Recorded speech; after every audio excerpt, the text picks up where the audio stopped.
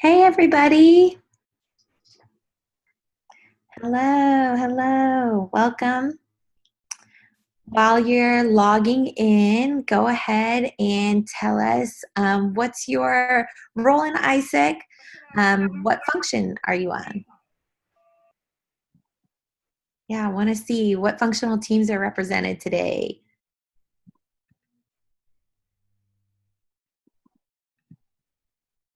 Awesome. Hi, Sierra.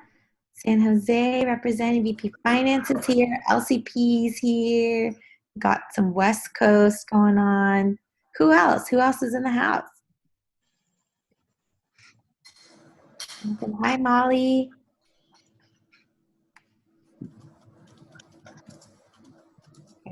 Awesome. So keep keep posting. Want to see who is all here.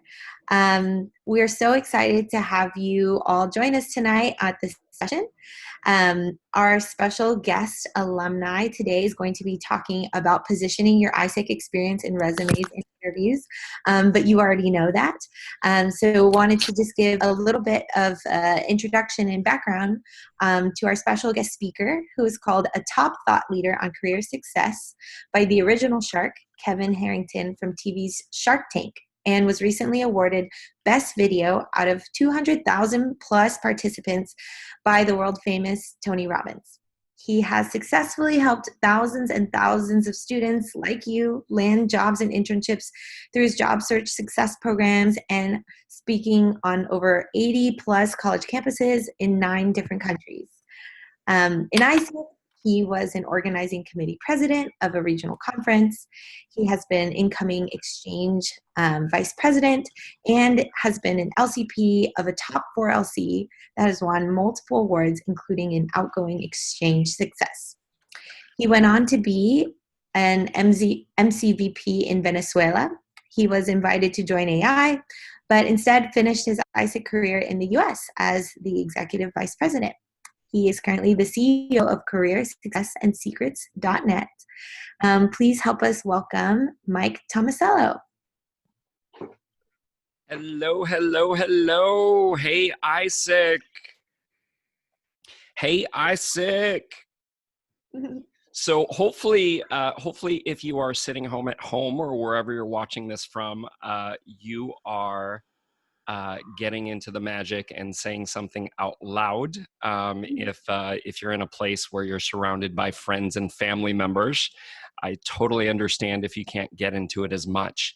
But there's something about energy, and there's something about the hey Aiesec, hey what's up, that is so important for getting yourself in a positive state that is going to get you primed for learning.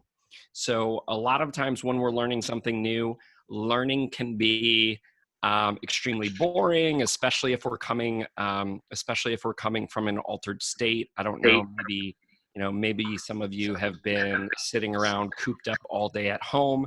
Maybe some of you have been, maybe you got in a fight with someone just before you got in here. So what I want you to be cognizant of for this session, as well as all the other sessions you're attending over the month and a half, is really be cognizant of your energy and being interactive. Now, with that being said, I know we have a lot of distractions going on. I know there's stuff that might be going on with your phone or whatever.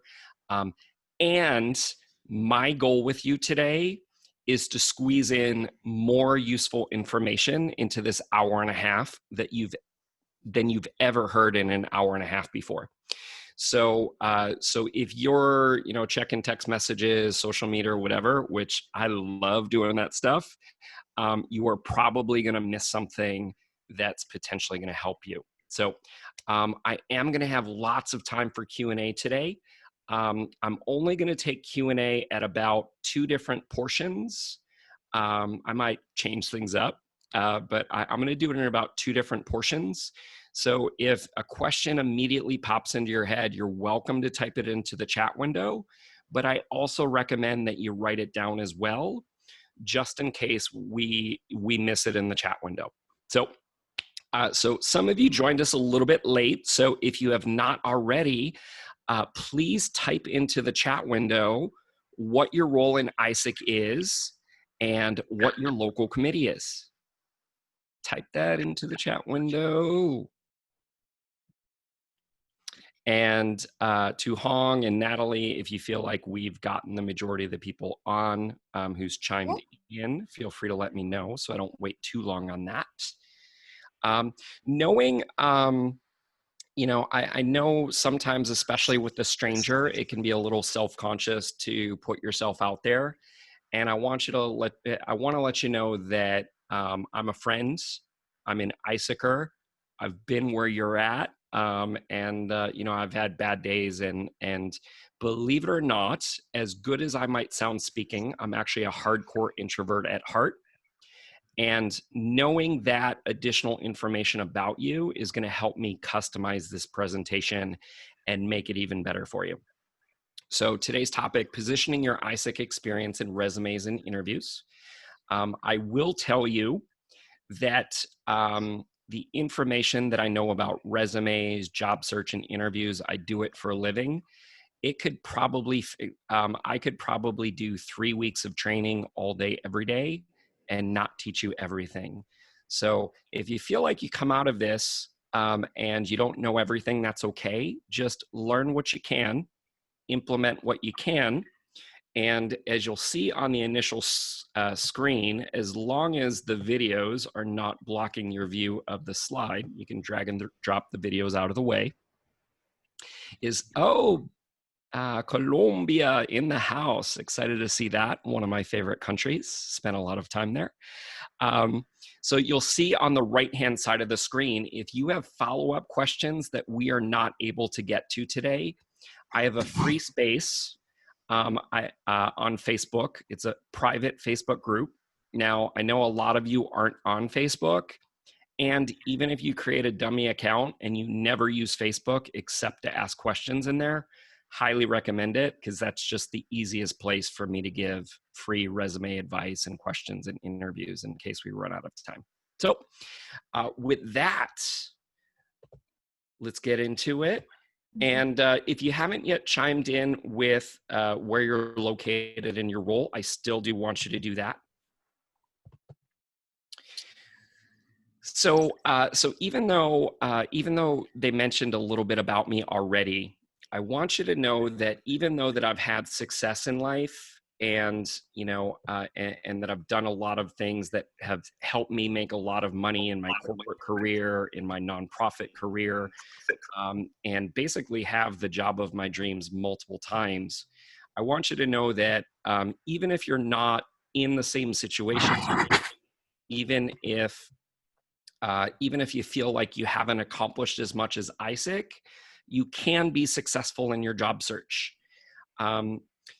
What a lot of people don't know about me is I was actually a C student in college, and I barely graduated from college. So here I am at college, and they don't actually send you the final grades until after the graduation ceremony.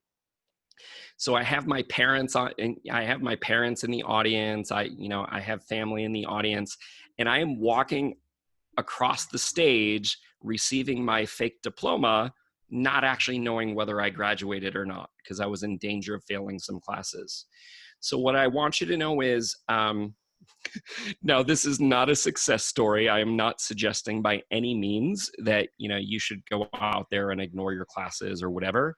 Like, if your grades are going well for you and you're learning, by all means, try to get the best grades that you can.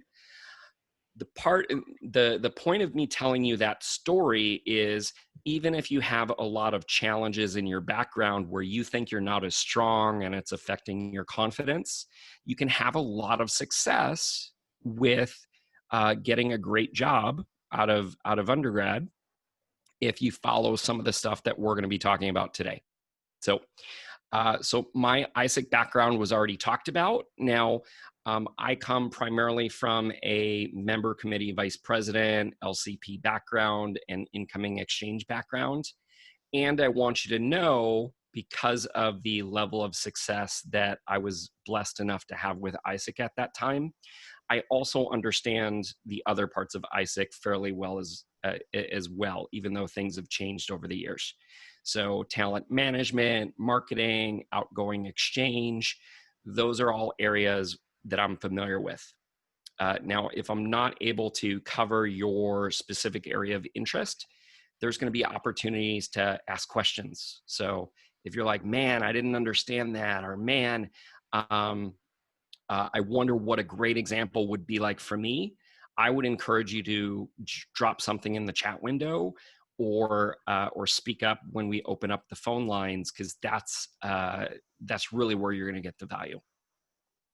So this is actually my least favorite part of the presentation, because I do not like talking about everything that I've accomplished.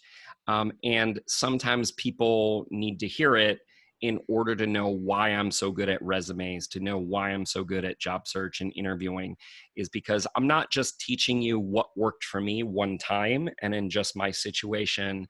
This is what I do for a living.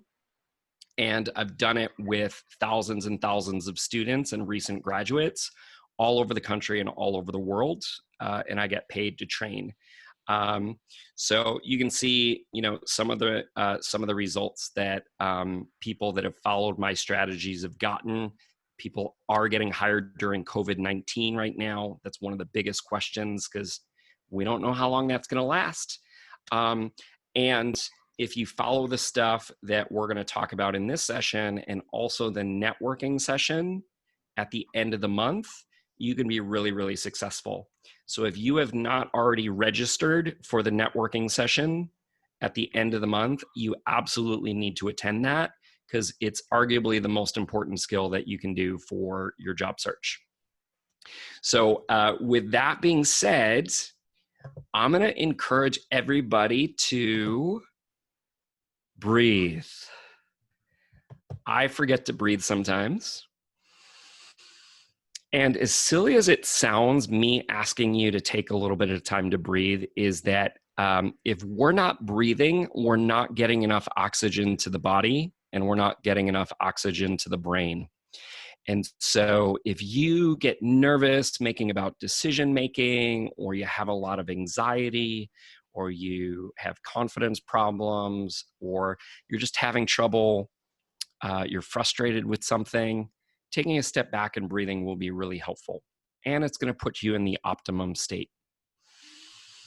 But I want you to take a breath for another reason. And I invite you to close your eyes. We're not going to do it long, but I invite you to close your eyes. And I want you to imagine 1 to 2 years after graduation. Imagine 1 to 2 years after graduation, and you're working in your ideal job with your ideal organization.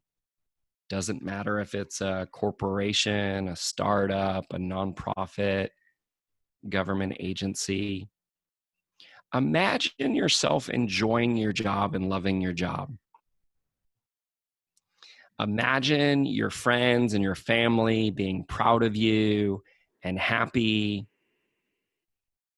and things are right with the world.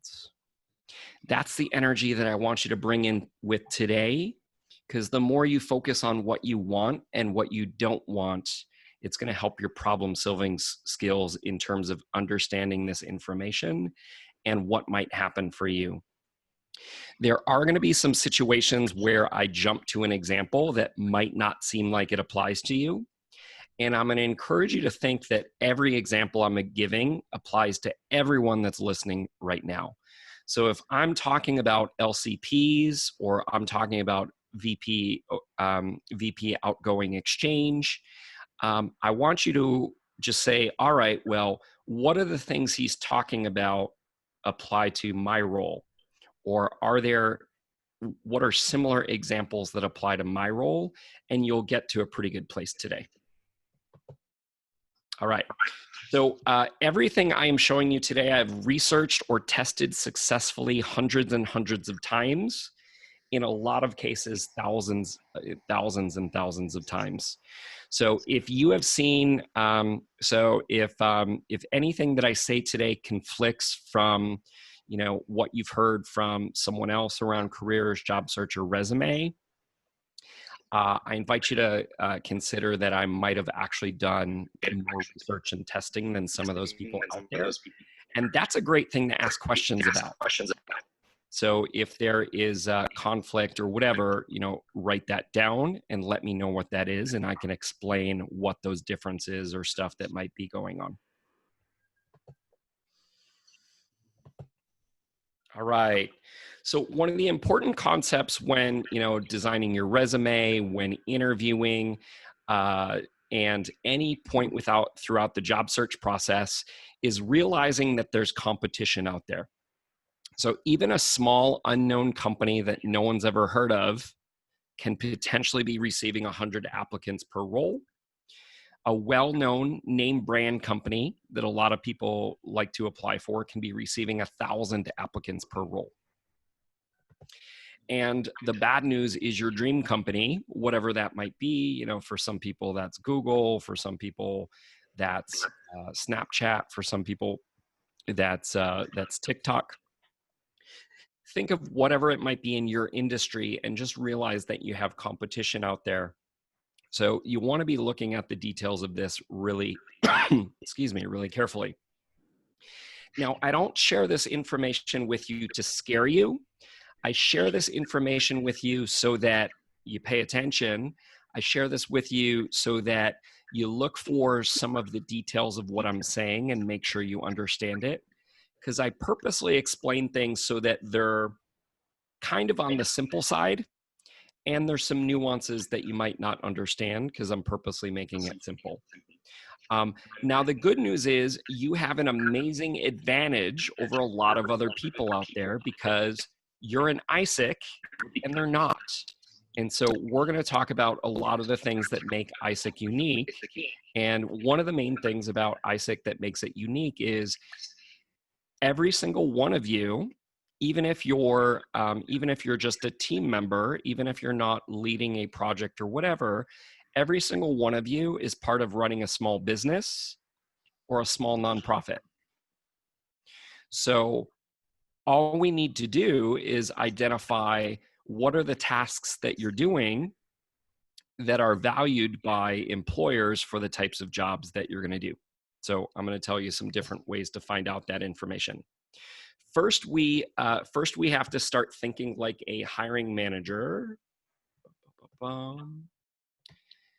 And if you're still with me, type in yes in the group chat. Let me know that you're still with me, because we're going to start speeding up, everybody. Yeah, that's the Aiesec I know and love. All righty. So thinking like a hiring manager. So hiring managers, when they have hundreds and hundreds of people to choose from, and even if you're making it to the interview stage, they still have usually on average about 10 people that they're choosing from. So a lot of people think that it's about being the most unique person in the world. Oh, if I'm unique, I'll stand out or whatever.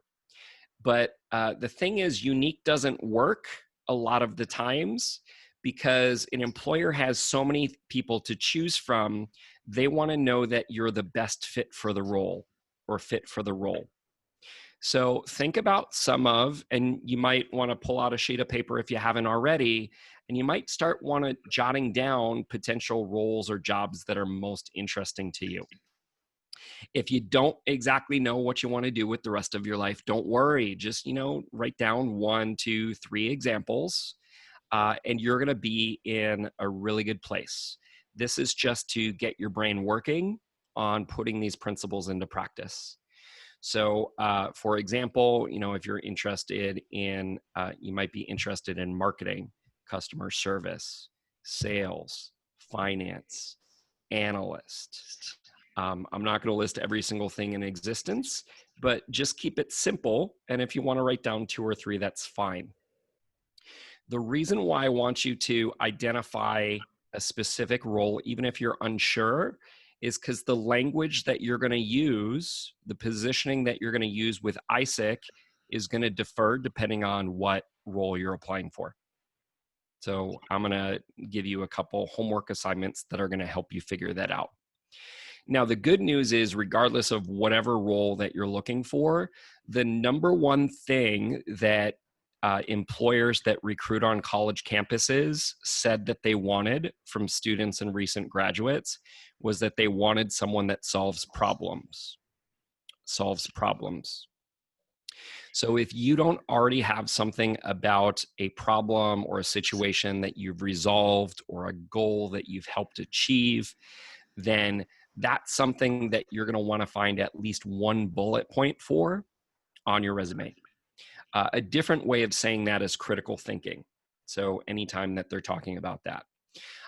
As I mentioned a couple minutes ago, it's not about being unique. It's about matching up with what the employer wants. Now, a lot of the things I'm going to tell you today, I'm going to give you examples of what an employer wants and doesn't want. And because we have so many different areas you might potentially go into, there's going to be some variations. So it's important that you do some homework assignments. And they're not complicated homework assignments. They're actually kind of fun because they get you excited. They get you to start thinking about, what might be fun to do after I graduate? What might be fun to, do next? So you'll notice in the middle with the little briefcase, it says, how well do you match up with the job description? That's what the hiring manager's thinking. So a lot of times when we look at job descriptions, we just look at the requirements, and this is super important. So if you zoned out, pay attention, you're going to want to write this down. A lot of times when we're looking at job descriptions, we're looking at just the requirements or the characteristics. That's not enough. What we actually want to do is we want to look at the specific paragraphs where they're talking about what you're going to be doing on a day-to-day basis, or what you're going to be doing over the course of a month or a quarter or whatever. The more that you study job descriptions, the more you're going to identify language that you're going to be able to use. Because here's the advantage you have over everyone else. Because you run a small business or a nonprofit as part of Aiesec, there's going to be a lot of, for entry-level job descriptions, there's going to be a lot of stuff that you can make an argument that you've done already. And we're going to list some of that stuff today on slides.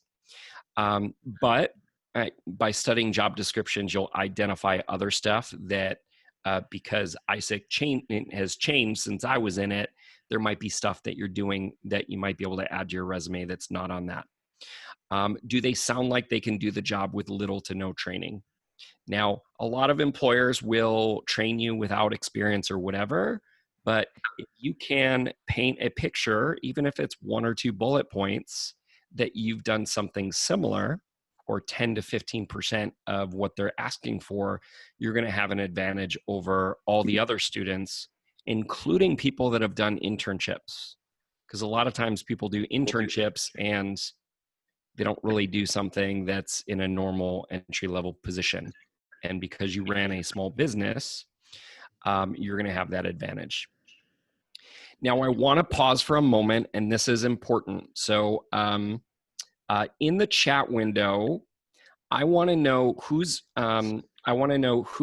graduating within, who already graduated. So I either want to see graduating within 6 months, or graduating in a year or more. Type that into the chat window now. Awesome. Some people just graduating. Awesome. In a year, graduated 2021. Cool. A good mix. So keep typing it in, because I even though I'm going to continue talking, I'm going to be watching it. So the advice I'm about to give is primarily for the people that haven't graduated yet. But if you have graduated and you don't have a lot of internship experience, or you don't have a lot of experience in Aiesec and you're having trouble finding a position, well, even if it's just this summer, but for those of you that are going to be around a little bit longer, the next 6 months, the next year, the next 2 years or whatever, this is your time to ramp up your activity in Aiesec.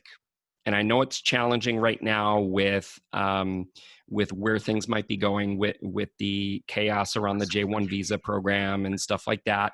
But regardless of the challenges right now that might be affecting the Aiesec program, there is always some program, training, event, interaction with people internationally. There is always something, and your national your member committee is going to help you come up with the focus areas. If you have not yet achieved a goal or generated revenue or worked with trainees or whatever the area that you're in, now is the time, because if you don't actually do some job duties and really volunteer and put yourself all in, then a lot of the advantages that we're talking about today are kind of wasted. My Aiesec experience helped me get jobs of people that had 5-6 years of experience. Like, I really dived into my Aiesec experience over the 2.5 years in undergrad, and then went on to the member committee because I was passionate about it. But from a personal benefit standpoint, the experience you get in Aiesec, if you drive towards the local committee's goals and the member committee's goals, you're going to get better experience than a lot of people will 1 or 2 years out of college. But you have to put in the work, and you don't have to be an LCP or a vice president to do it. You can volunteer for one project. You can volunteer to help with an event, but you have to volunteer and you have to take action. Otherwise, your Aiesec experience is just going to be in your education section or on your resume, or your Aiesec experience is just going to be like listing clubs. And if that's all you do, then you're going to be no better than any other club that's out there. So you really have to be involved in taking action. All right. Talking about things that are irrelevant unless the hiring manager or employer specifically asks for it, can actually open up doubts. What I mean by that. One of the reasons that draws a lot of people into Aiesec is the international aspect of it, because it's fun, people from different countries and cultures and whatever. And that was the part that drew me to Aiesec also and got me most excited. Here's where that doesn't work with employers. 95% of you, even if you want to do something international, unless you're going on a traineeship or an outgoing exchange somewhere, chances are that most companies are not going to hire you to do international related work first thing out of college. They're going to want you to get some experience in finance first, or marketing, whatever. Like, they want to know that you're good at the functional area and that you're building some knowledge around what the company does and the industry before they're going to put you in the international stuff that tends to be a lot more complicated. So now some of you will blow things out of the water and find a way to work internationally right out of the gate. And so I'm not discouraging you from trying to do it, because I managed to pull that off. I managed to have international dream jobs really early in my career. And if the job you're applying for, this is super important, so if you zoned out, write this down. If the job you're applying for, if it does not specifically say that you're going to be doing work with certain countries or internationally, or that your team does that, you're actually not going to want to list all of the countries and the international experience that you have. Of course, if you went on a traineeship or you worked with a couple countries, you can absolutely list some of that. But if they're saying international, Latin America, Europe, Africa, as cool as that sounds to you, because I agree it's pretty friggin' cool that you guys have done that, a hiring manager is going to say, well, the job's domestic related or it's United States related. I don't really need them for that international stuff. And it sounds like that's what they really want. And so um, I'm not gonna hire them for this position because they're gonna leave me too quickly, or they see, or you're gonna be unhappy as the employee because it's not what you really want. And so actually dialing it back can be tremendously helpful. And I'm sure I'll have a lot of questions on that and whatnot. To Hong, Natalie, are we about 30 minutes in? I don't have a clock in front of me. Yes, we're exactly 30 minutes in. Awesome. So, so this is a great place to start to go into questions, but I want to finish up with something else first. So, a lot of what I was getting at with the previous slide, but don't delete the stuff that you wrote down, is that we need to learn how to speak in the employer's language. And unfortunately, I can't tell you, hey, just say these 10 things and it's going to be perfect, because every employer, industry, functional team is going to talk in slightly different language, and you're going to talk in slightly different language because your Aiesec experience is different.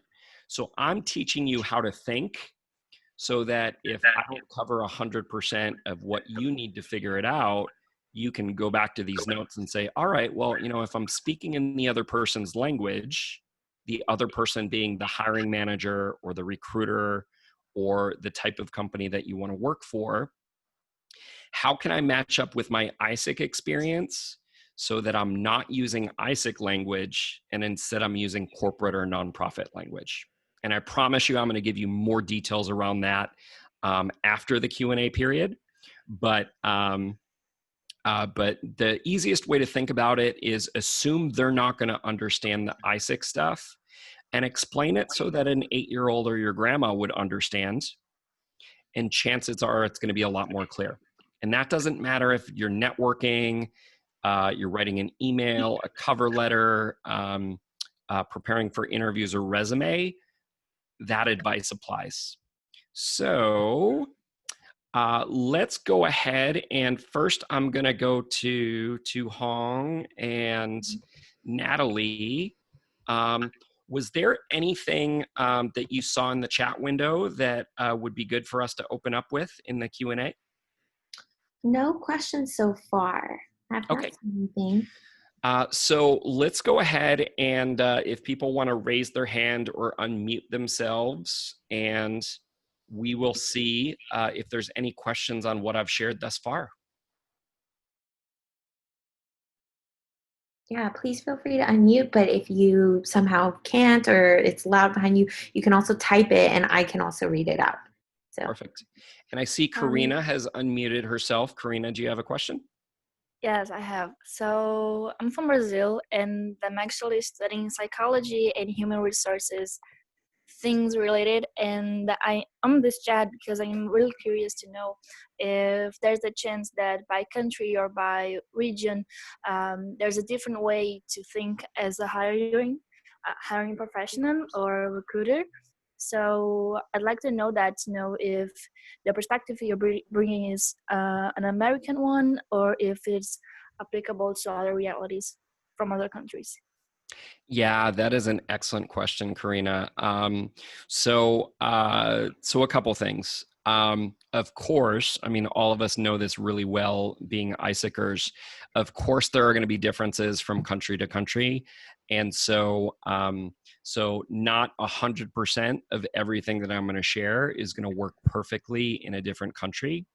However, I will tell you that I have spoken to students, recent graduates all over the world, Latin America, Asia, Europe, especially, and a lot of people have used the same techniques and stuff that I'm teaching you, and had success with it.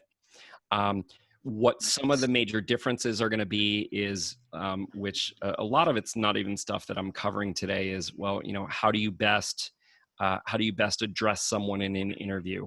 So in North America, United States, Canada, unless you know ahead of time that like they call themselves Mr. Smith, Mrs. Smith, or whatever, a lot of times you will be more successful in an interview situation if you just call the recruiter or the hiring manager by their first name. Now, that's something that is a cultural difference, which will work really well in the United States, but in Asian cultures, a lot of Latin American cultures, and other regions, but it'll vary by country to country. That thing you sort of have to follow the cultural norm there. I will do my best to sort of point that out. And if you think about the core, if you think about the core concepts and like how hiring managers think, the important thing you want to get into mind, regardless of what country you want to go work in, is understanding how employers think differently and how they value things differently. So, so I think the vast majority of stuff that we talk about is going to translate there. Does that make sense, Karina? Or do you have a quick follow-up question on that?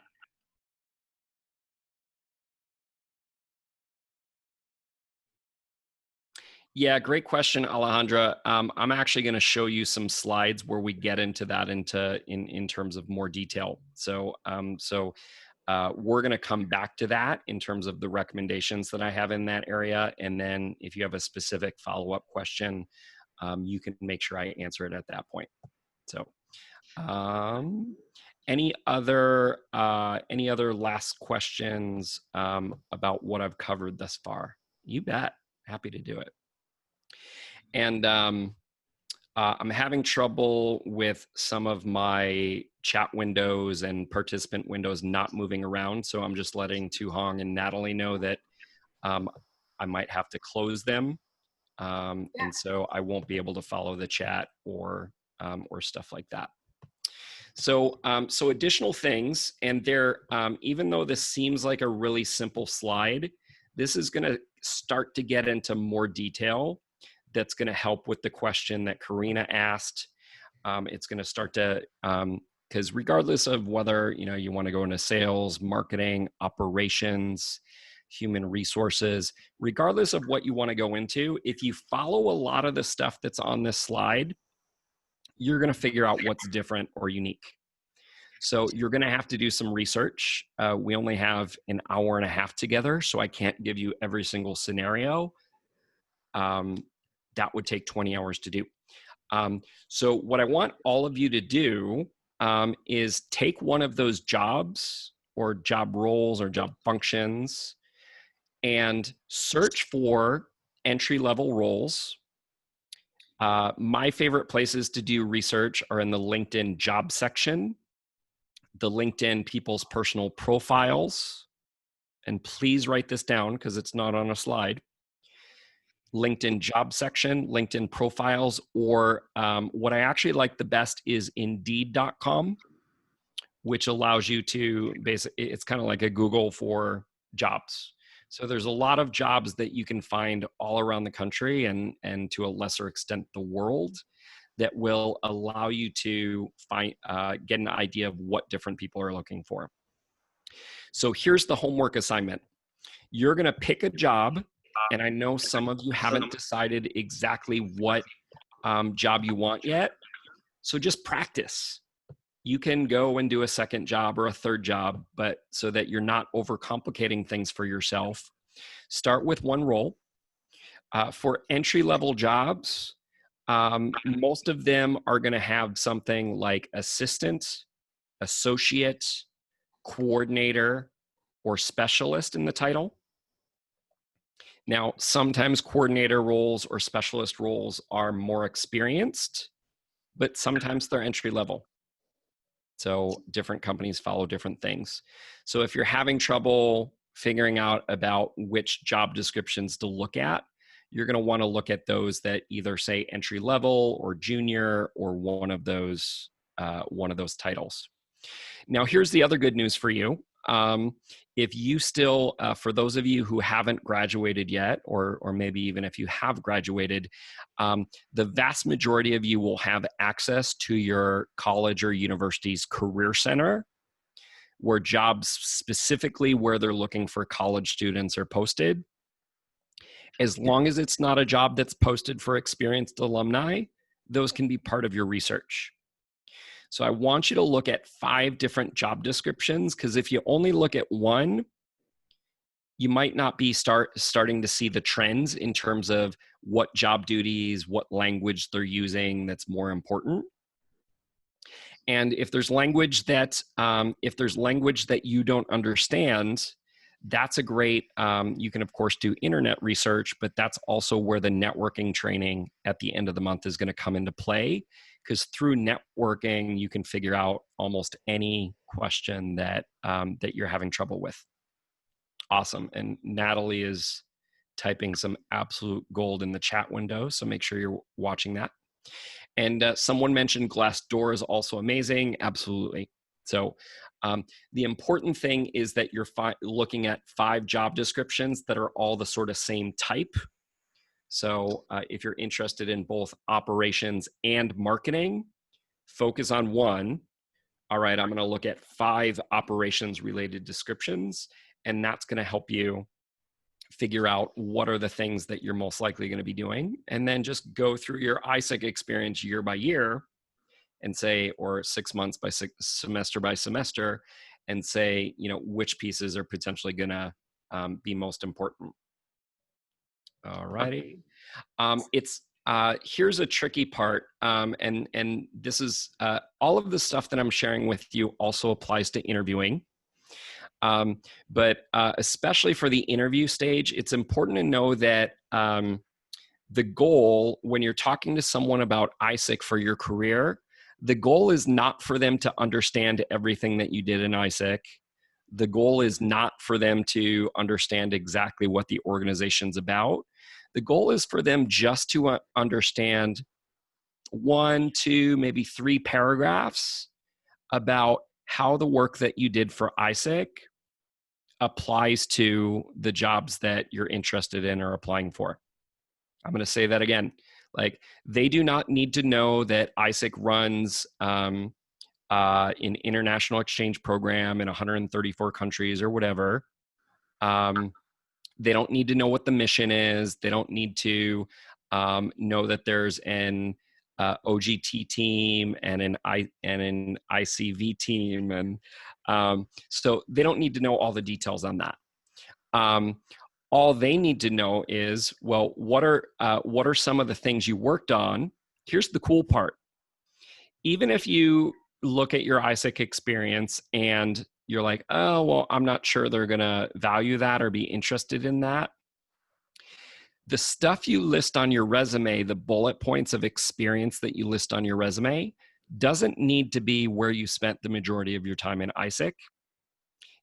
An entire bullet point could be one project that you did for 1 month, because it relates to analysis and you want to move into a data role or an analyst type role. So don't be afraid to put something on your resume that you only did a little bit of, because it's going to help paint a picture that you can step into the role more quickly than someone else.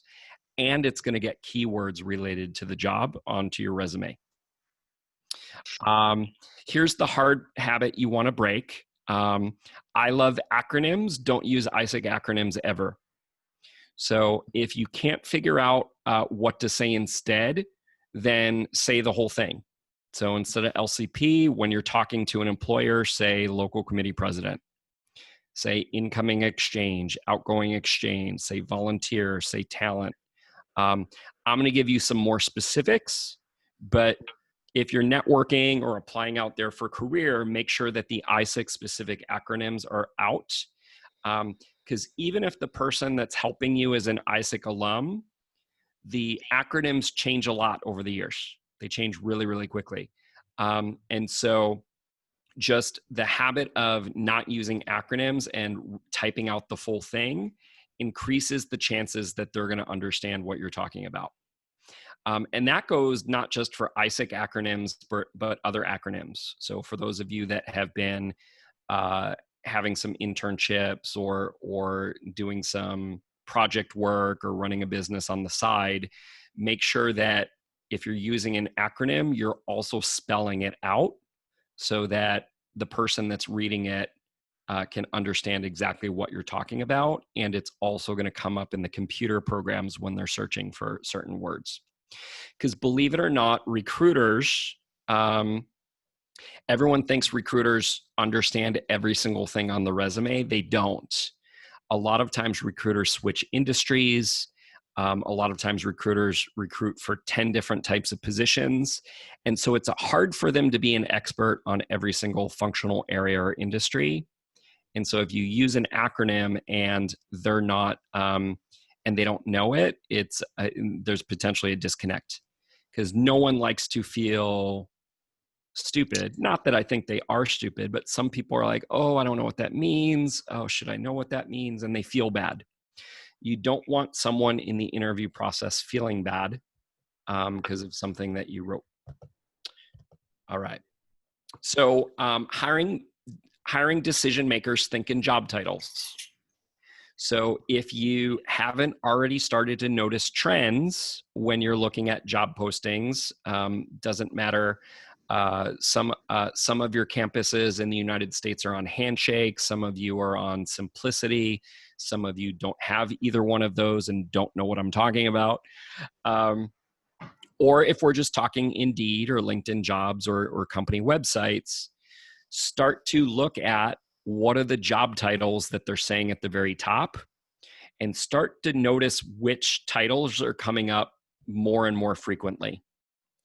Because when you mention things on your resume or you adjust your Aiesec titles or whatever, you're going to be much more competitive for a position if you can tweak the title that you desire or tweak the work that you did in Aiesec so that you're talking to something that the decision maker is already thinking. There are some job titles out there that are really crazy. So, there are some job titles out there like Operations Ninja or Marketing Superstar Growth Hacker. Now, it might be tempting to say something really unique like that, especially if you've seen some job descriptions that say that. And unless that specific job is using that language, that's actually going to cause people to not choose you if you're using language that's unique. That's why you need to do the research and see which job titles are most common for the jobs that you're interested in. And then you're going to get in the habit of learning the right skills and whatnot. If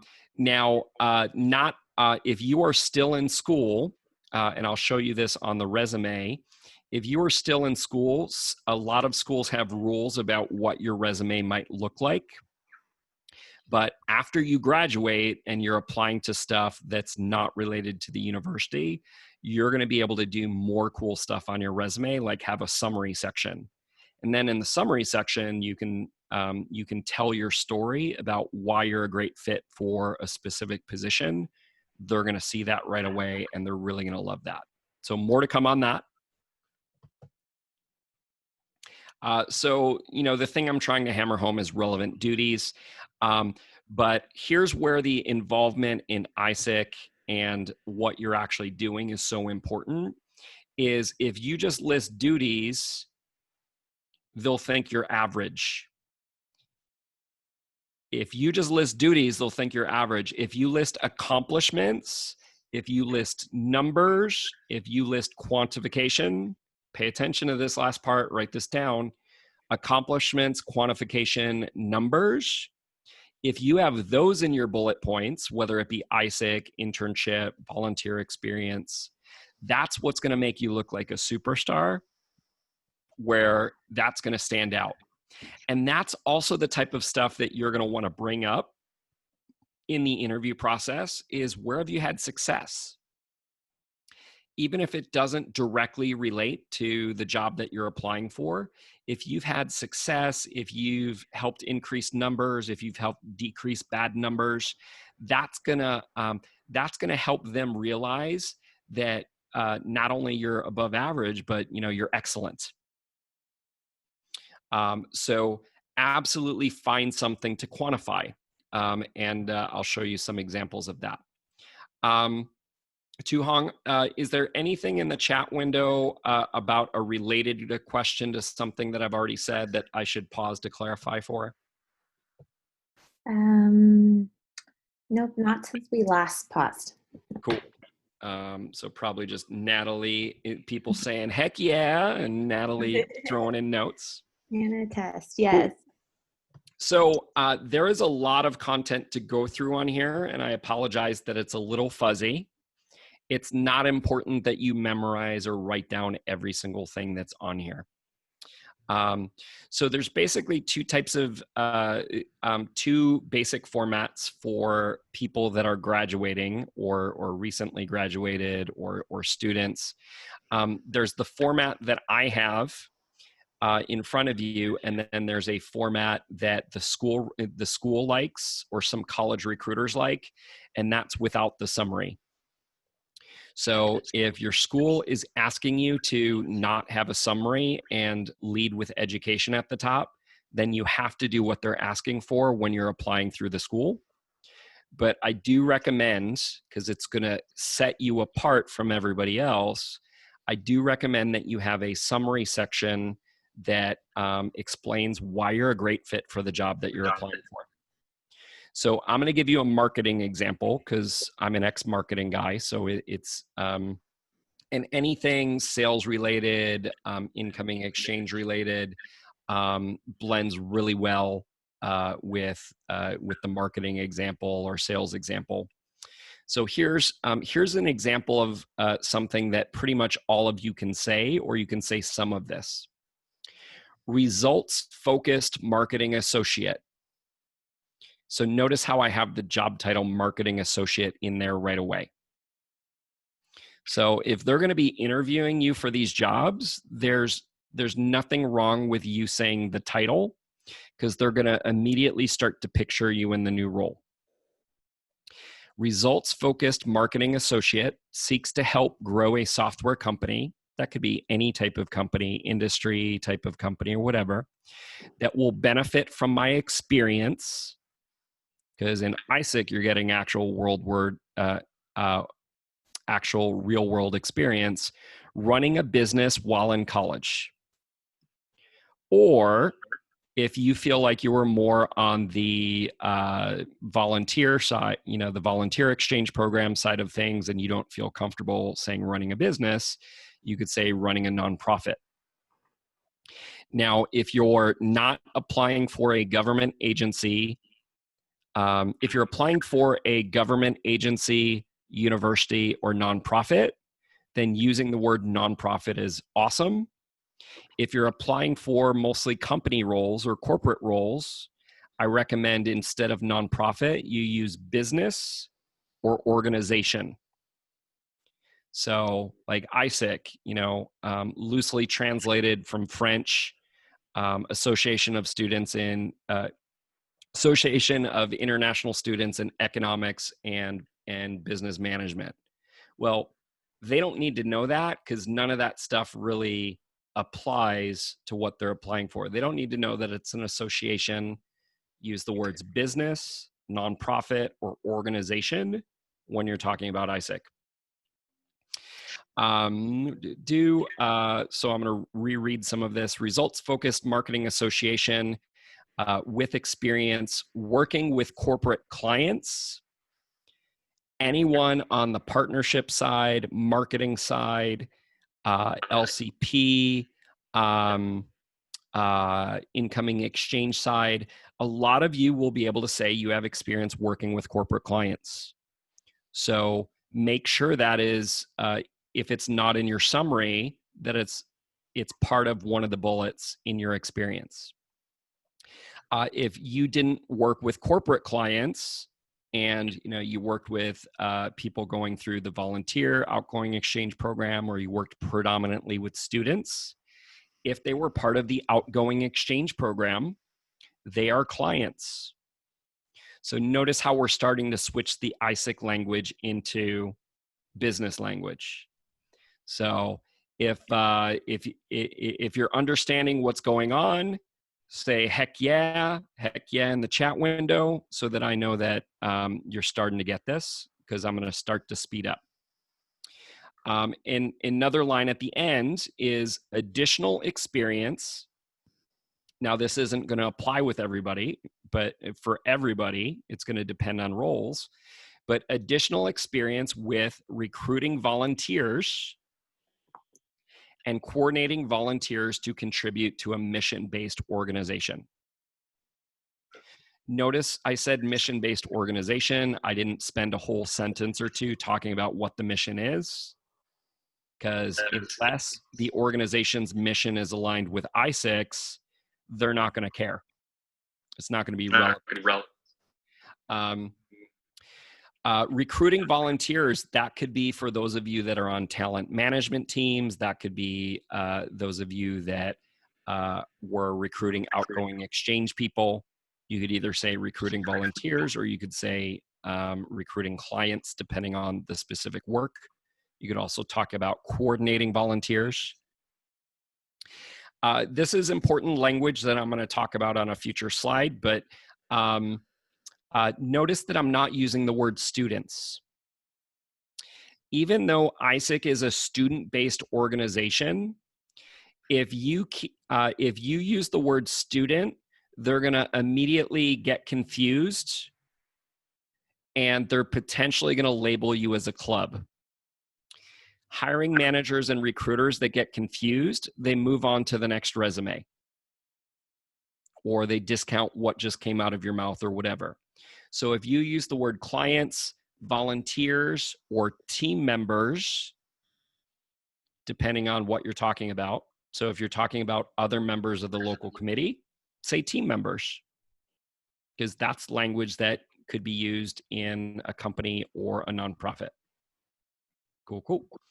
Now, I was trying to fit a lot onto this, so I am not suggesting that your resume needs to be exactly like this format.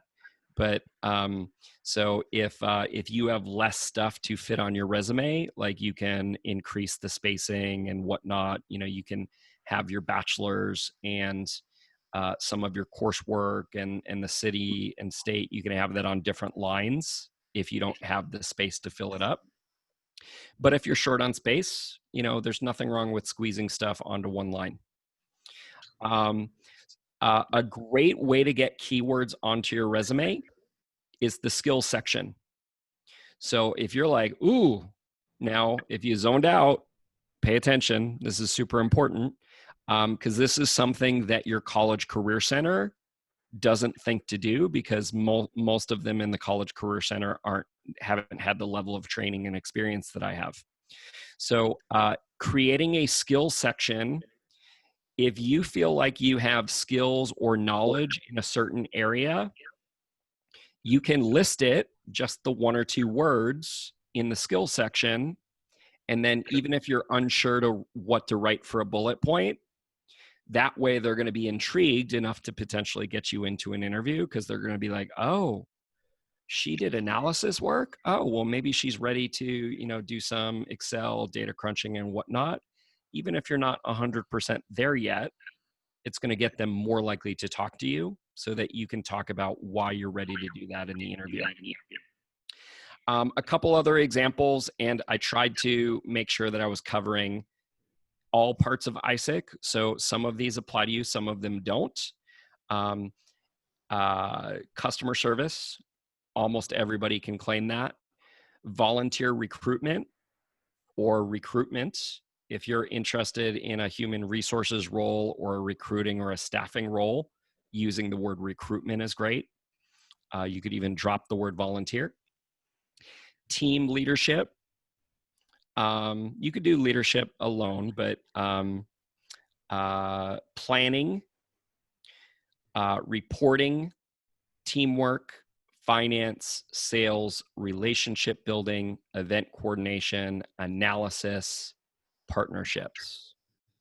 All great words. Some of them apply to you, some of them don't. How are we doing? I am going to pause and see if we have any questions? We do have some questions. We have 3 that came through in the chat, Mike. So this first one is from, actually on this note about words to use, from Wendy. She asked if staff would be a good word for other team members in the LC. Yeah, actually, Wendy, you are spot on. That's an excellent idea. You could use, especially if you want to spice things up, you don't want to use team members all the time. Staff is great. Mm-hmm. Staff is an excellent word to use. And I want to clarify that I'm specifically saying team members, because in Aiesec we use the word members a lot, which is confusing. In corporate, we don't say members unless they're like a nonprofit association that has members.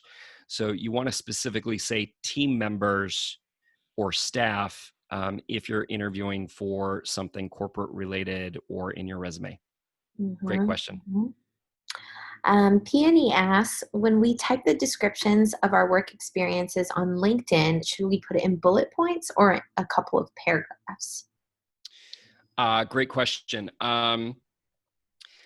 For your about section, which is at the very top of LinkedIn, that should look comparably, I recommend somewhat like a summary section, like I just went through with you.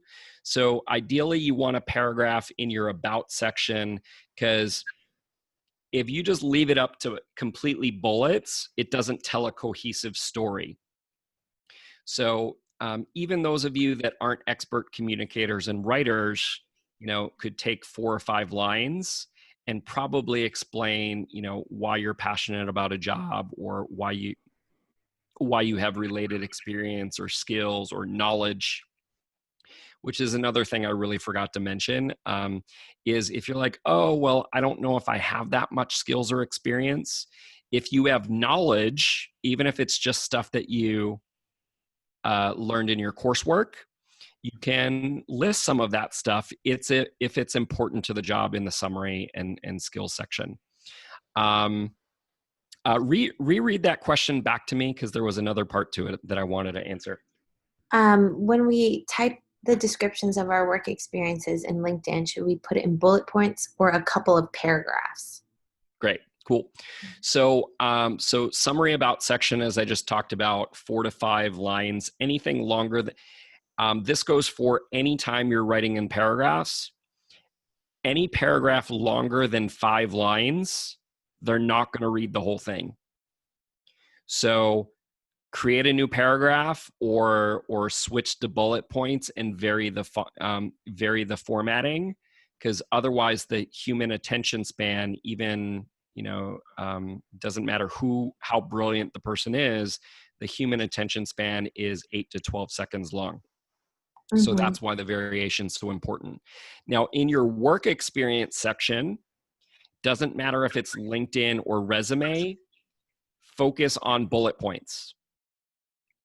So your bullet point should never be longer than 2 lines.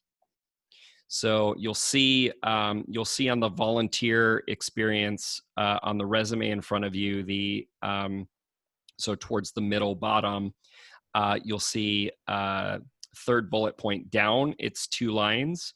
You could go to the end of that and whatever. And if you're bleeding onto a 3rd line, you're being too wordy.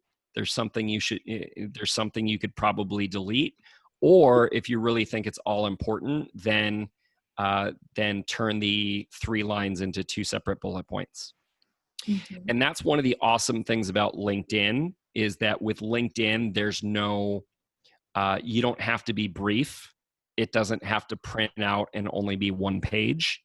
LinkedIn is all about details and keywords, because even if they don't read the things on every word on LinkedIn, they probably won't.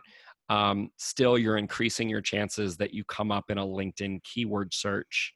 If if they search for marketing email automation, you're a lot more likely to come up in the search, because you just listed everything potentially related to marketing that you are knowledgeable about, whatnot. So that's one of the great things about LinkedIn. I think this last question kind of touches on that too.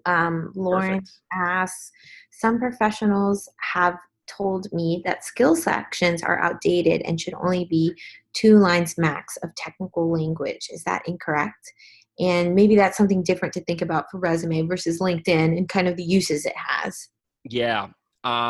So here's the tricky part.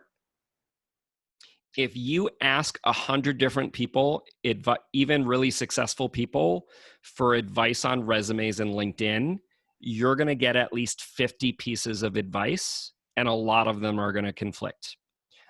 So I appreciate you asking the question.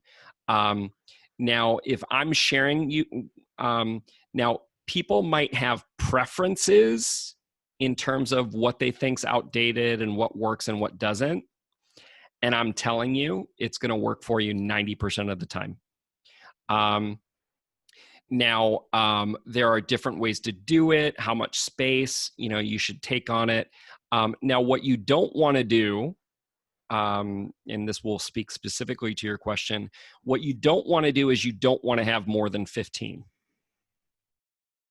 These are only the super important skills that you're really, or knowledge that you're really good at, and they have to be stuff that's actually talked about in the job description.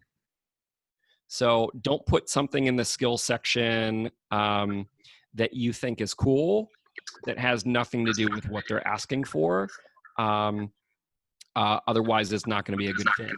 Now, sometimes less is more in brevity. So if you only find 6 things or 9 things that you're knowledgeable about that is mentioned in the job description, then yeah, only do 6 or 9. You don't want to throw in extra stuff just so it looks longer. That will backfire. Whoever gave you advice on throwing in too much is right. But if you do 9 things or you do 12 things and they're relevant, you're going to be totally fine. And you're going to have an advantage over other people, especially if you don't know how to write it in your bullets. Now, if you can also write something related to that skill in your bullets, that's even better. But what the person that gave you that advice doesn't understand is human psychology, attention spans, and whatever. And again, the human attention span, and this study has been done multiple times over the past 5 years, is only 8 seconds long. And so when a recruiter or hiring manager is reading your resume for the first time, they're spending a minute or less reading it. So a skill section allows them to learn a lot of things about you really, really quickly, where if you didn't have any of that at all. Now, if you're applying for a position with the person that gave you that advice, then listen to them. Because if you don't listen to that one person's advice, then they're going to sabotage you. But but if they're not helping make introductions for you to people that can potentially hire you, I would say don't worry about that particular part of it, part of the advice. Mm-hmm. Mm-hmm. I'd be curious to talk to that person and learn more what they think would replace that, but that's a conversation for another time. Is there one more that's on topic with something that we've talked about? Yes, there's one last one if we have time for it. It's, where is it most valuable to list Aiesec experience, in volunteer or work experience sections? Oh, you guys must be paying attention because you are psychic. That is exactly what I'm going to talk about next. And I'm just closing some windows so I can see more of the PowerPoint. And let me see if I can drag and drop some of this out of the way. Oh, not quite ready to go here yet. All right. So, so the vast majority of you are not going to have what I'm showing on the resume currently, but just so that we would have less slides and we could get through stuff more quickly, I want to show you options. Because not all of you are going to list Aiesec in the same section. for those of you that don't have any work experience or internship experience or whatever, I highly recommend that you guys list it in the experience section. Notice I just have the word experience. I don't have work experience. I don't have internship experience or whatever. If you leave this section simple and just say experience, you can include almost anything under there, even if you were never paid for it, even if you did it part-time. So labeling things as experience makes you sort of communicates, regardless of whether you had an internship or not, that you had a lot going on while you were in school and you're more experienced than the average student out there. So now if you choose to list it in the experience section, this is where Aiesec job titles, and I know a lot of you have questions about Aiesec job titles. So if you're multitasking or you zoned out, now is a great time to pay attention again. So instead of saying LCP or local committee president, if you say president or you say vice president and you're still a student or a year out of school, they're going to be like, what, are they making this up? Like, did they, run some small business or whatever? So there's a lot of different ways you can tweak things, but for local committee president, I would try something like chapter leader. Senior team leader is a lot better than saying vice president or local committee vice president. This is if you have it in the experience section, which I recommend a lot of you do, because for most of you, it's going to be more impressive even if you've done an internship somewhere, if you really got results during your Aiesec time and at the local committee. What else did I want to say here? If you are a team member and have never held a team leader position or a VP position or whatever, then you can just list associate or marketing assistant, marketing associate. A lot of you, no matter what, are going to be able to say customer service associate, client services associate, because regardless of what you did in Aiesec, a lot of you, those of you on outgoing exchange teams and incoming exchange teams, are working with clients to some extent. Or coordinator is a great role if you actually did more than just showed up to team meetings and whatever, and you helped out with the project and coordinated a project, no matter how small. You could call yourself a coordinator. You could call yourself a volunteer coordinator. So a lot of different options, and when we open up things for questions at the end, I will think about if you have specific questions about what yours would be like, and we can do some examples. Notice, I apologize that you can't read the exact language, but there's a lot of stuff in here that might be useful to you guys in the bullets. Increased new opportunities by 13% over the previous year. If you guys are bringing in revenue, you could change the word to revenue, or profit. You can make it even more impressive by using the words revenue or profit. But if you increased the results of your local committee, then say increased results or increased opportunities. And in the interview, you can tell the story of what you did. They don't need to know. They don't need to know that it was a nonprofit Aiesec project or whatever. A lot of times in Aiesec, our numbers are a little bit smaller than the corporate side. So if you switch the number to a percentage, the number will still look impressive. Because if you simply increased exchanges by 2 or 3, for your local committee, that might be amazing, but corporate might not understand how big a deal that is. So switch it to a percentage, and that's going to make it super cool. Consulted CEO of a beer company on a new product launch. So if you, for the Brazilians in the house, this was something I actually did with a Brazilian CEO of a beer company. But if you think of, especially for those of you on the incoming exchange side, or that did anything related to partnerships with corporate or outside organizations, think about the people you worked with. Were they a senior manager? Were they a vice president?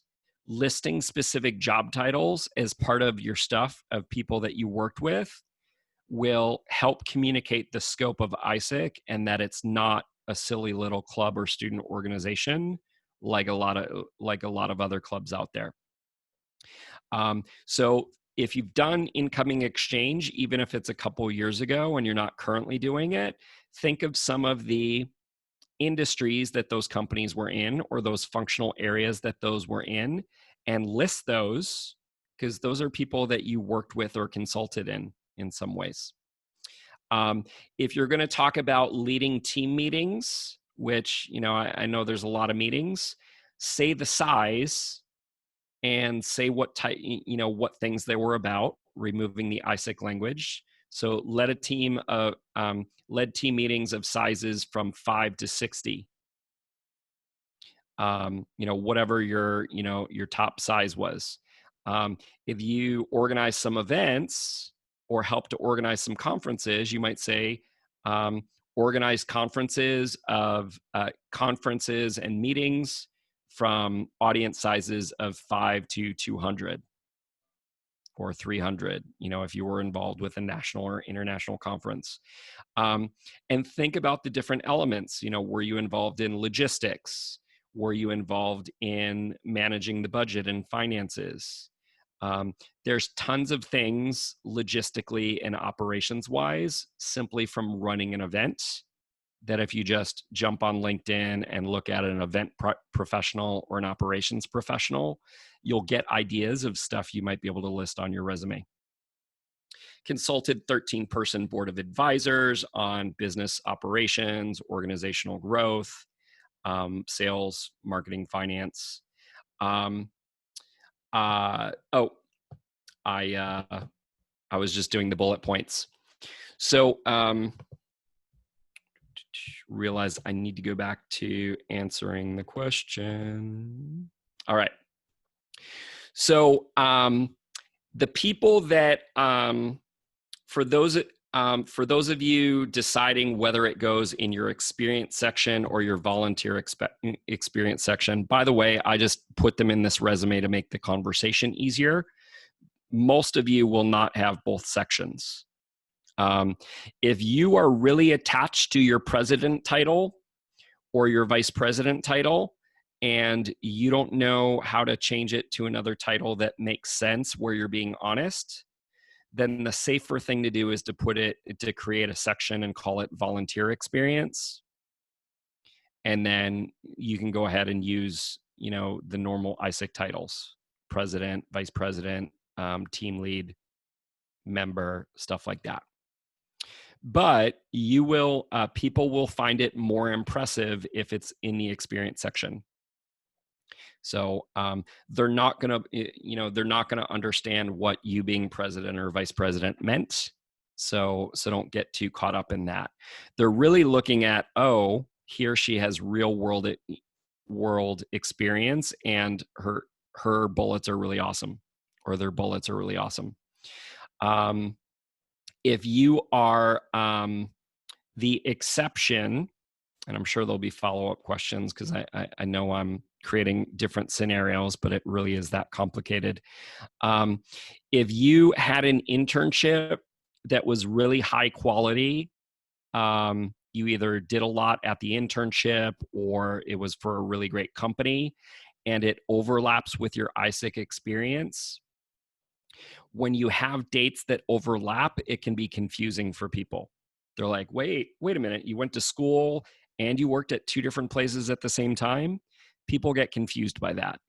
So if you have a really high level internship experience, which most people don't, or you worked for like a dream level company that has a really, really strong name brand, then maybe you put the Aiesec stuff in the volunteer experience.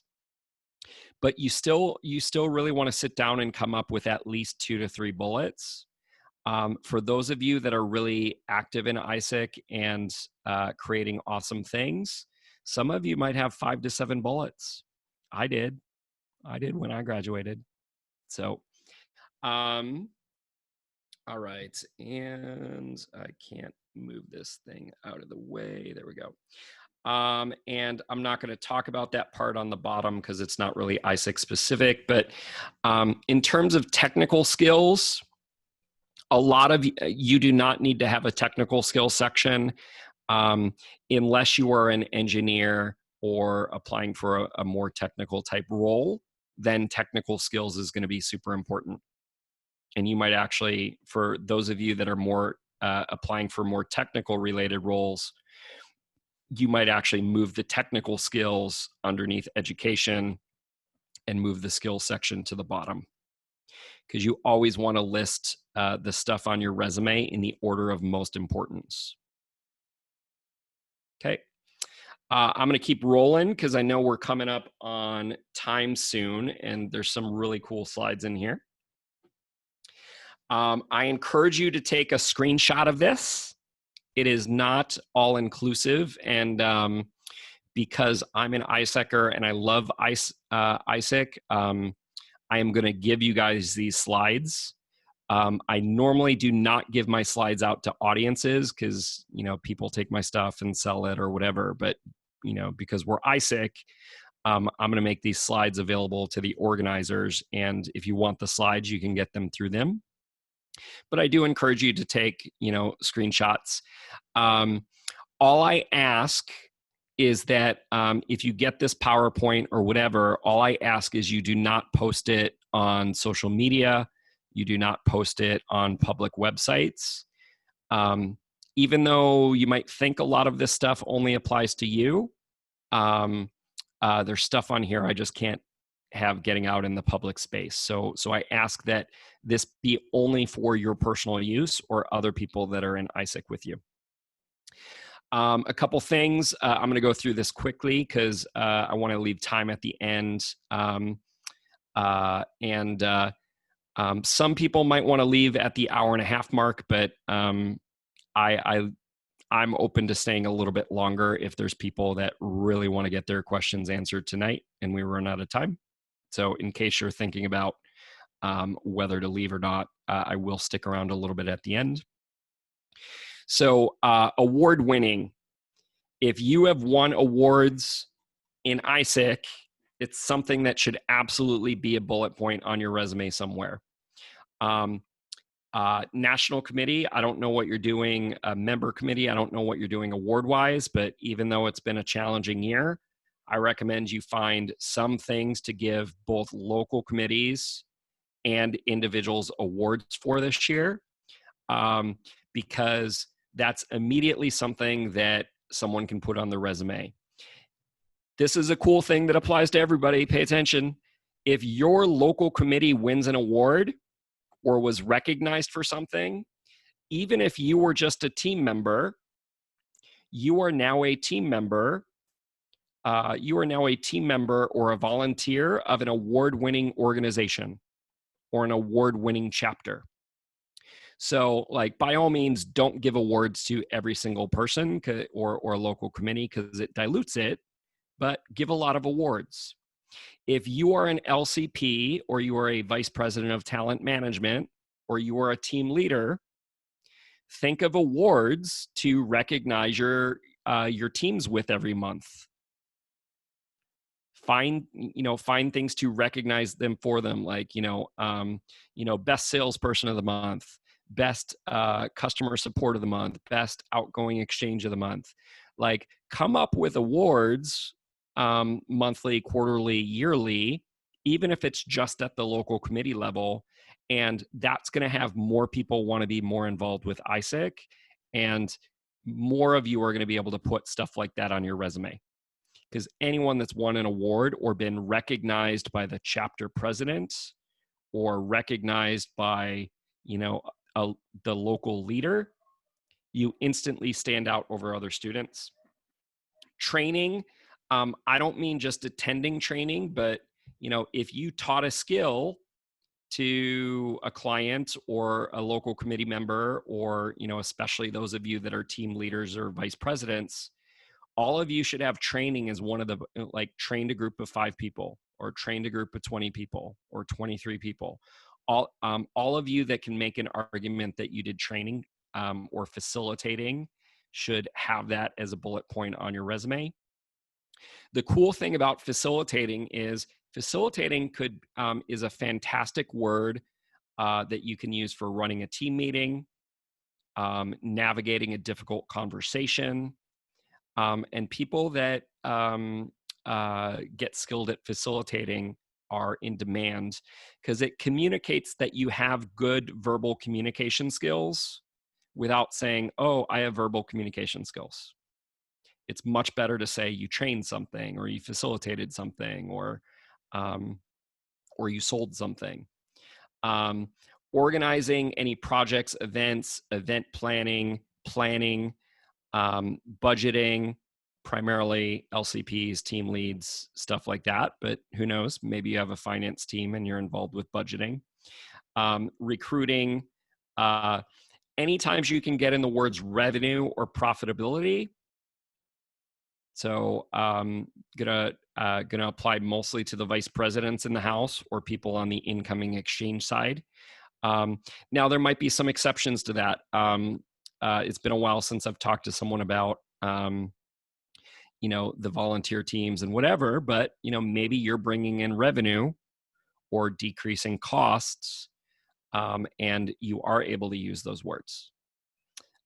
So this would be a great exercise to discuss with your team leads, LCPs, to discuss with your member committee. Public speaking, staffing, relationship building, pretty much everybody can have. Customer service, client services, almost everybody can have. Service delivery, operations. 80% of what we do in Aiesec is operations related. Because operations means a lot of things in a lot of companies, but sometimes operations is just getting stuff done. Reporting, forecasting, analysis, crisis conflict management, cost reduction, whatever. Here are the words to stay away from. Hopefully you're still with me, because a lot of you are going to use these if you're not paying attention. Aiesec acronyms.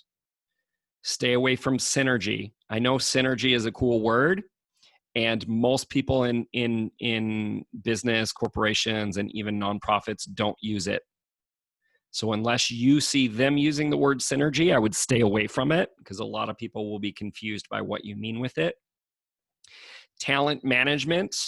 Instead of calling yourself talent management, I recommend calling yourself human resources or recruiting. Why? Because there's a heck of a lot of talent management positions in corporate and whatever, and a very small percentage of them call themselves talent management. So this goes to all the stuff that I've talked about with you today. This is why doing your research is so important.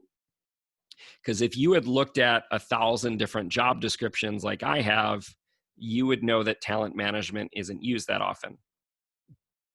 So before you fight me because you think something's cool, or you've seen other people use it, you want to use the term or terms that are being used number 1 or number 2 most for your area. Strategy, I admit we do a lot of stuff in strategy. Strategy has like 5 to 7 different definitions in the corporate world. And when you get called on a really advanced strategy question, you won't know how to answer it. So try to say whatever you did using a different word than strategy. Do organizational management. Again, for the level that you're at and just graduating and being a student, they're going to have question marks of, oh, well, did he or she really do that? That's not realistic. Like, I have people 5, 6, 7 years of experience that don't have experience in that. We already talked about some of the other stuff on here. Vision. recommend staying away from that one. It's not really a skill that people are looking for. Governance, unless you did something related to the member committee at a national level, I would stay away from using that term. Trainees or interns going to be called clients.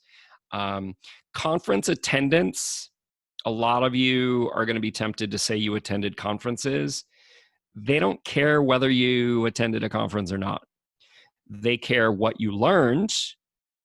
So you could think about, all right, well, I attended a national conference. What sort of sessions did I attend? And then you could list you could list somewhere on your resume, attended trainings for sales, marketing, and customer service, or whatever it is.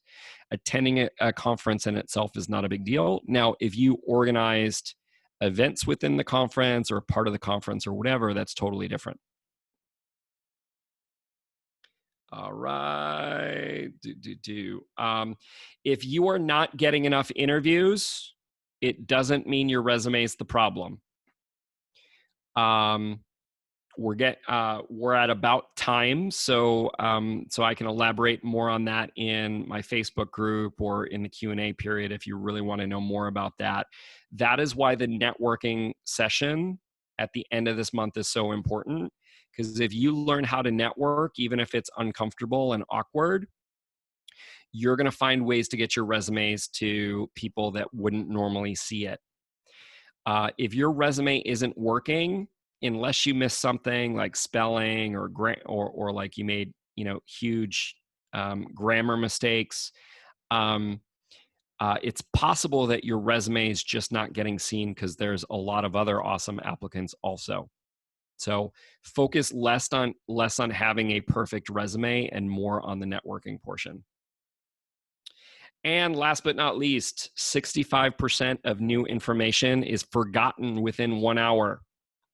Over a 24-hour period, it's even more. So go over your notes from the session as soon as you can, whether it be 10 minutes tonight or an hour tomorrow, and implement something small, ideally before you go to bed, worst case 24 hours. And with that, I'm going to open things up for questions.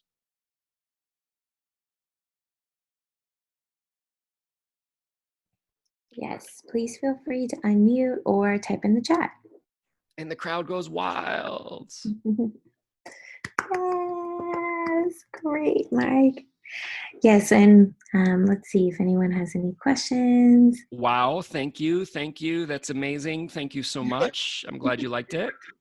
Yes, it was great. It was great. And yeah, while we're waiting maybe on some questions here, I think it's just really, I can just resonate with a lot of the things you said about quantifying and showing as much as possible in results. I think that's a big thing. So, and I like the unique points that you bring about how we can use awards in Aiesec to help entice recruitment, but also help lift each other up after Aiesec. Yeah, absolutely. Oh, yeah. I just thought of something while you were talking that I think is important. Don't lose track of that person that asked about the application process. I want to come back to that.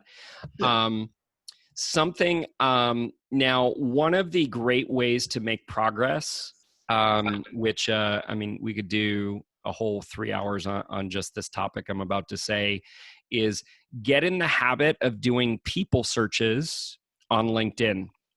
People searches on LinkedIn. I don't mean job searches. I mean people searches.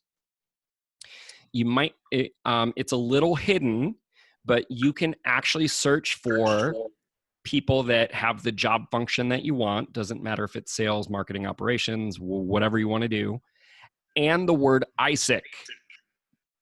If you do that, you will uncover a lot of alumni around the world, across the country, in a lot of the most desirable companies in your city.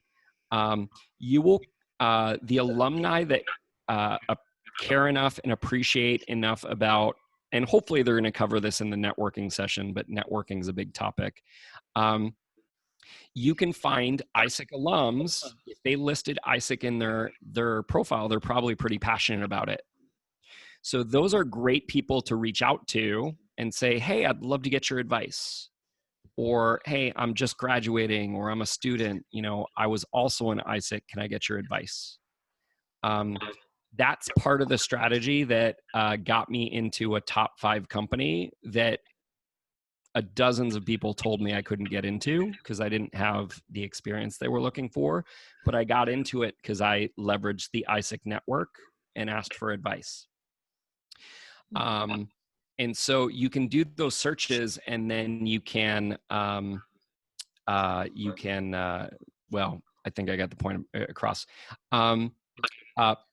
I don't want to mispronounce the name. Someone that asked about, can you talk more about the application process? Would you please unmute yourself? Yeah, hi, that was me. My name is Nirmal G. Nirmal G? Yeah. All right. Glad I got close. Yeah, that's close. With practice, I would nail it. I have no doubt. Application process could take a couple hours. Is there a certain part of the application process you'd like to know more about? Well, just you kind of touched upon it before when you're talking about how sometimes the resume isn't always the issue. It's just like that you're not getting it to the right places. So if you can expand a little bit on that. Yeah. So a couple things. Those, if you want the benefit of applying for stuff while you're still in school or a recent graduate, online applications, this is super important. Online applications only work if you're still a student. Mm-hmm. They only work if you're still a student. They also only work, I mean, there's exceptions. I'm exaggerating for effect so that you guys do more of the right things. Online applications also only work if the job is posted specifically asking for a student, recent graduate. For those of you in the United States, if your college career center uses Simplicity or Handshake, because if you're finding a job on LinkedIn or Indeed or a company website or whatever, you're going to get put into a database. And if you get put into a database and a human being does not see your resume, super important. So if you guys zoned out, this might be the most important thing I say today. If your resume does not get seen by a human being, then even if it's like the perfect best resume in the world, there's a chance it might not get seen.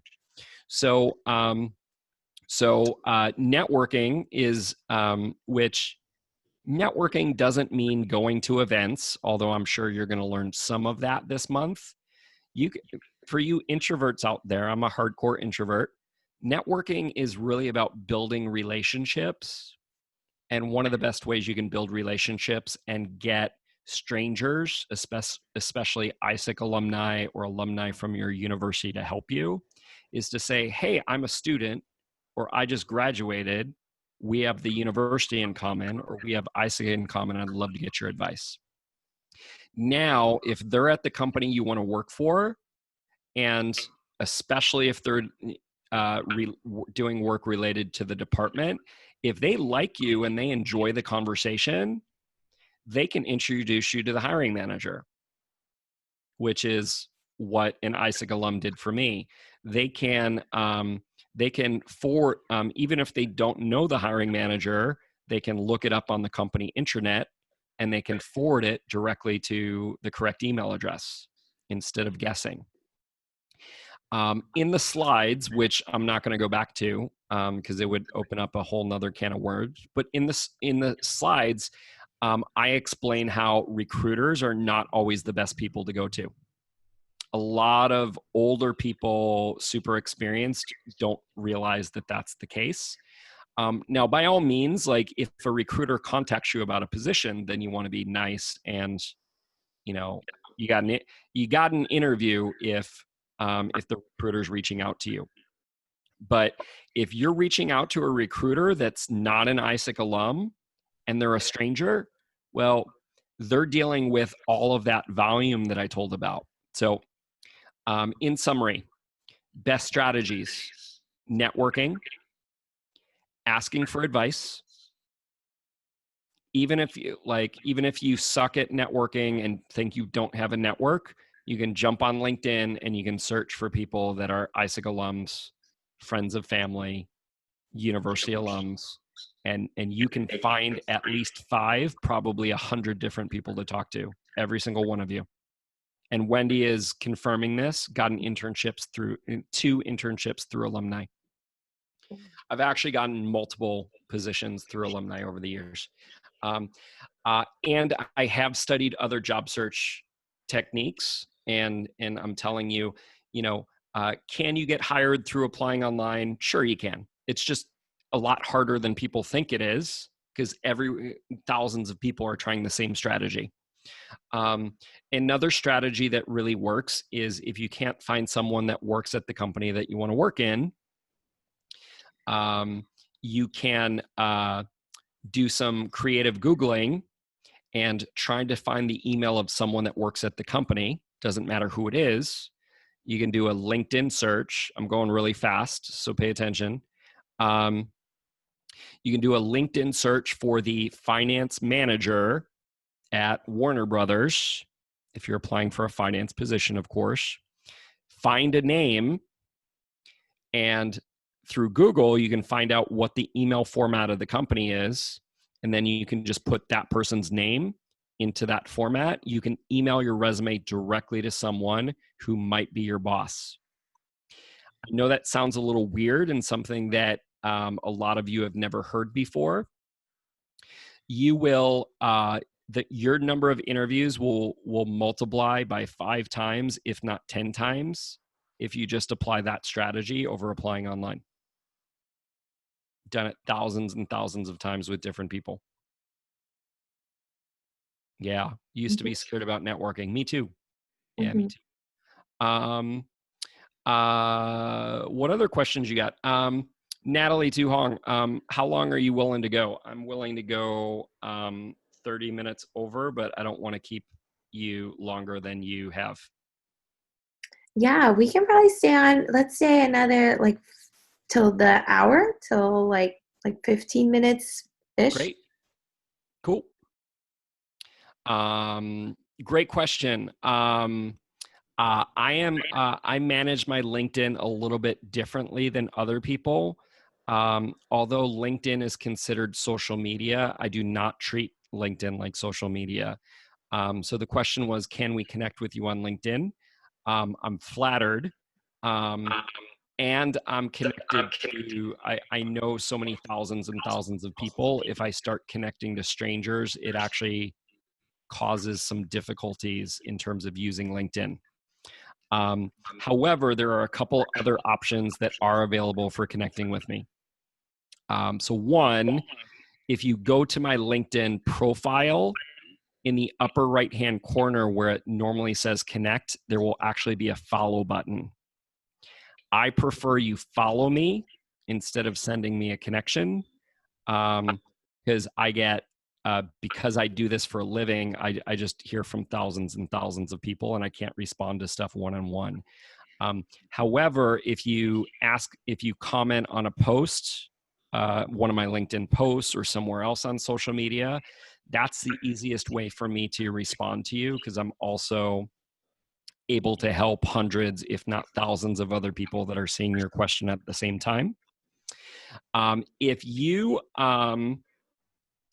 have something that's really specific where you're like, I'm not sure that I can do it on social media or whatever, the only place that I'm able to do that for free is in this Facebook group. So like I said, I know some of you aren't on Facebook group, but create a dummy account or create an account that you never use and you just use it for job search, and join my Career Success Secrets Facebook group. That is where I post training videos for free. That is where I answer questions for free. I mean, you can basically say, hey, I'm an Aiesec and I'm trying, and this is what I did, and this is what I'm trying to change on my resume. What do you recommend I do?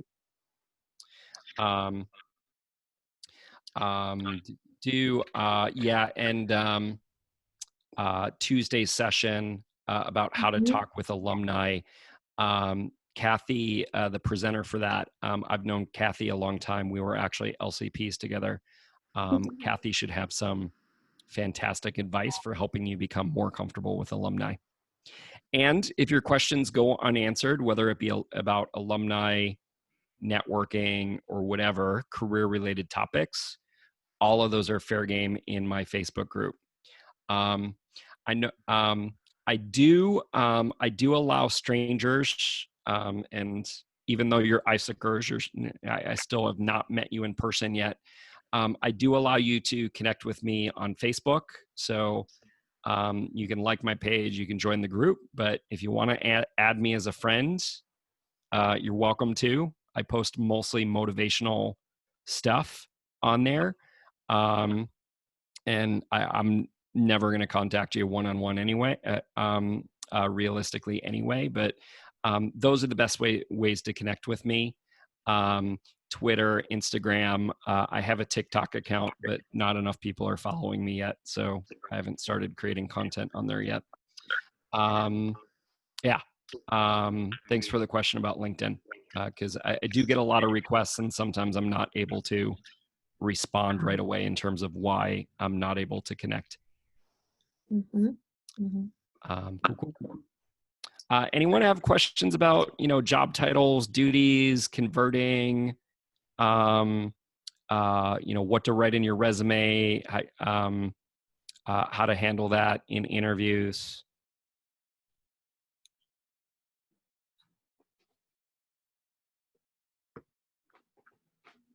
All right, so dramatic pause for effect.